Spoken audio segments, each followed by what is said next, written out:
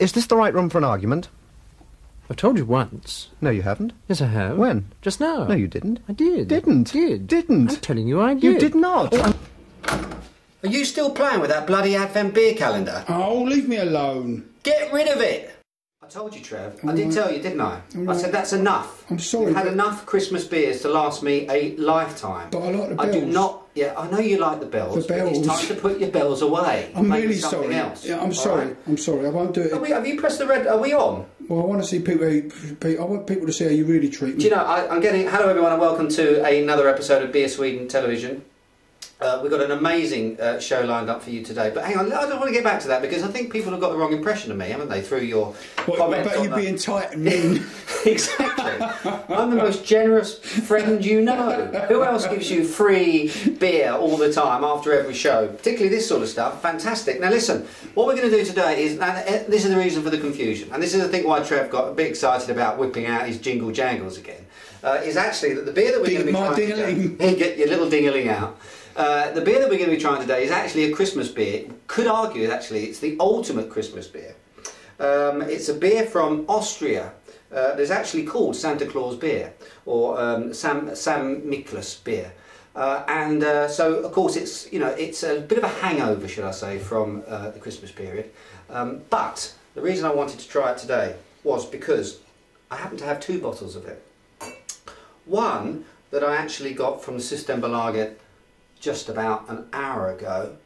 Now this is Samichlaus Bier from this year, so this would have been made, as I understand it, last year, 2010. But I just also happen to have another bottle of it that's a slightly older, and that's this one. From your acquired stash from the summer. That's right, it's from my vintage collection. So what we have here is a bit of a vintage episode. And what we're going to do is a vertical tasting of Samichlaus Bier. And as you'll see from the label on this one, this was bottled back in 1991. Cool. That's cool, isn't it? Exactly 10 years. How cool is that? How cool is that?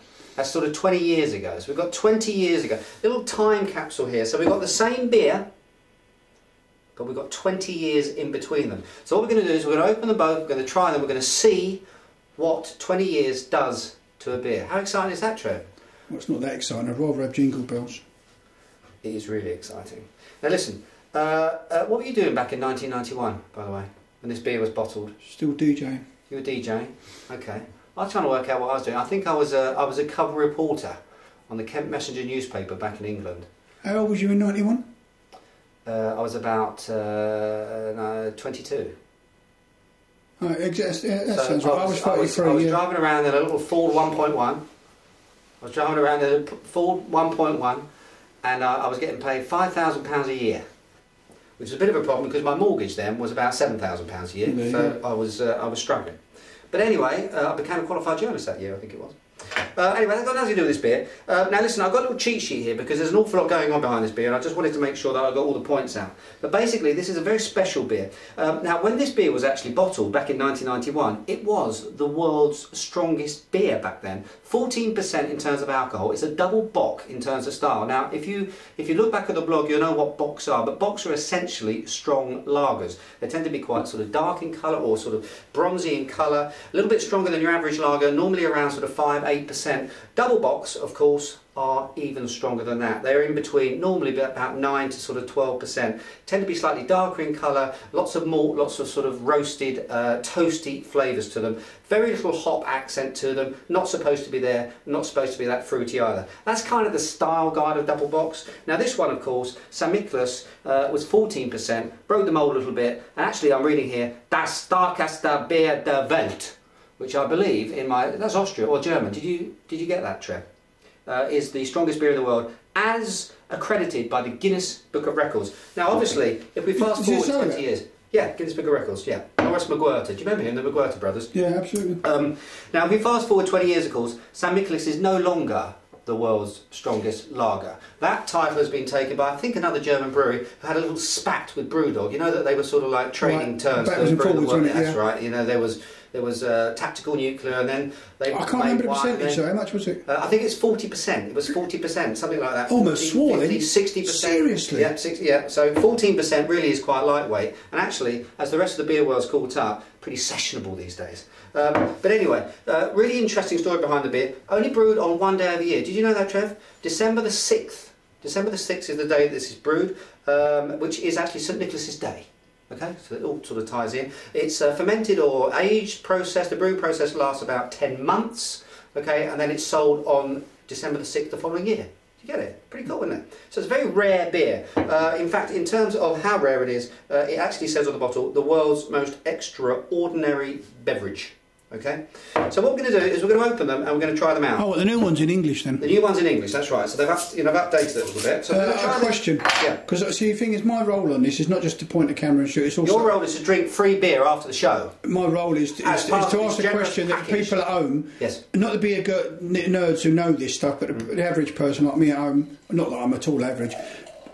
I just do you know what? I just said I'm average, and I've also given me age. Yeah. Anyway, listen. It's a bad episode. I know it's not good. Can we start again? Very soon, I'm going to turn the camera around. Everyone can see you. Yeah, the brewery. Do they do anything else? Sure, they don't survive on one beer a year. No, they don't. That's interesting, and that's a good point. Actually, Thank you. That sort of prompted me a little bit. Originally, Samichlaus was brewed by, I think it was the Hurlimann Brewery in Austria. Okay, up until I think it was 1997. And then what happened was actually the brewery closed. I think the Hurlimann Brewery closed, and that was the end of this beer.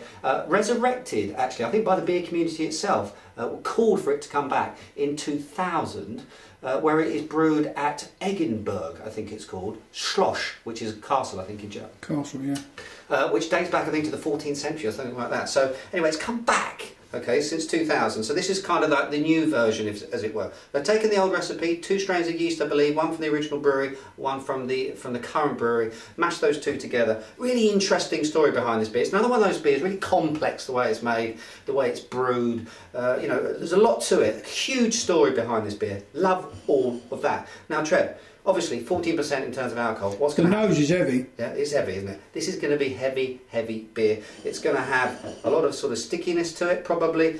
Boozy notes to it, in particular. Let's hold it up. Now, do you remember we said sort of like a dark, sort of bronzy sort of colour? Bang to form. Absolutely bang to rights, that one. It is the world's strongest beer. No, actually it's not, but it was. So I think we should give it a whirl, don't you, Trev? Yeah, go on. Again, incredibly true to form. You're getting these very sort of bready, toasted malt accents to the beer on the nose. There is no hop action here at all, as far as I'm concerned. Very, very little. It's just nice sort of sweet treacle molasses and light, actually, sort of brown bread. There's not a lot more to that. Toast. Brown bread. Okay, brown bread.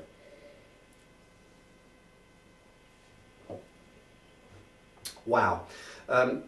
Wow, this is young, okay? This is young. This year's vintage, brewed last year. It must have been released December the 6th, 2010. Yeah.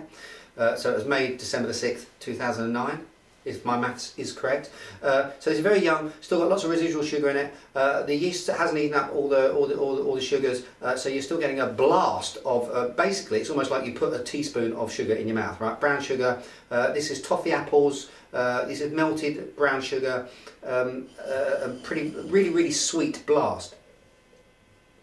It's actually really delicious in a certain way, but if you've got a sweet tooth, you're going to love this. A little bit too sickly sweet. Couldn't drink it really in any more than perhaps that sort of measure. Can imagine it going quite well with sort of salty cheeses, and so we got a little contrast playing off between those two. But otherwise, it is still too young. It's a little bit too raw at the moment. Okay, it's not really terribly refined. But didn't you get the dates wrong? And it wasn't brewed in 2009. Brewed in 2010. Oh, I don't know. This is I bought it this year. Well, that's quite important, right? Okay, look, we bought it this year. We bought it just now, so it takes 1 year to ferment. Oh, it does take a year. Yeah, so it was 2009. It was bottled in 2010. But a year sounds like a long time to me. So it would have started the process in 2009. That sounds a long time. Roughly, it is a very long time. It's an unusually long time to actually brew, to ferment and age a beer. Yeah, 10 months. Yeah, okay. Cold maturation as well. Okay. Very interesting. Okay, should we get to the interesting bit? You might want to soon, yeah. Yeah. Okay. The interesting bit is this one, because we are now going to go backwards in time, 20 years. Same beer, obviously different brewery, because this would have come from the Hurlimann Brewery, the original brewery. Let's pour this one up I'm excited about this, Trev. I love all this sort of stuff, don't you? Well, I'm not that. I couldn't really care less, but you know, I know you find it fun. It's nice to see you playing. Blimey, look at that. Now look, darker straight away, isn't it? Definitely darker. Just a lot. Definitely darker. Very little head action. Actually, very little head action on both these beers. But hold them both up together. But with 14% of alcohol in the beer, it's very difficult to build, you know, robust, resilient heads. But a lot darker, this one. Now, in terms of the actual the effects of aging, this is what the brewery itself is telling us. Okay, it's what the brewery itself is saying to us. It's saying that older vintages become more complex with a creamy, warming finish. Should we see whether that's true, Trev? Giving it a whirl. Look at the colour of this. It's a beautiful colour. And this is straight away. This is denser. There's leather. There's lots of leather in this. Tan, leather, soy sauce, definitely. Maybe a little bit oxide. I don't know if it could. A little bit. It smells a little bit. It smells old. It smells old of leather-bound books. It smells a bit like a library. Oh, it's sort of musty. It is a completely different beer. You would never know, actually, if you tried those two side by side, you would never actually know it was the same beer. But I'll tell you what, it's absolutely delicious. This is one of the beers, the vintage beers we've tried so far, Trev, they've been a bit flat, really, haven't they? You know, they've been exciting. Yeah, they're all right, but they haven't actually really, they haven't benefited from aging. This one, I have to say, I think has absolutely benefited from aging. This is so elegant. This is so soft. And I think when this creamy stuff's coming in, totally getting that. It's absolutely delicious.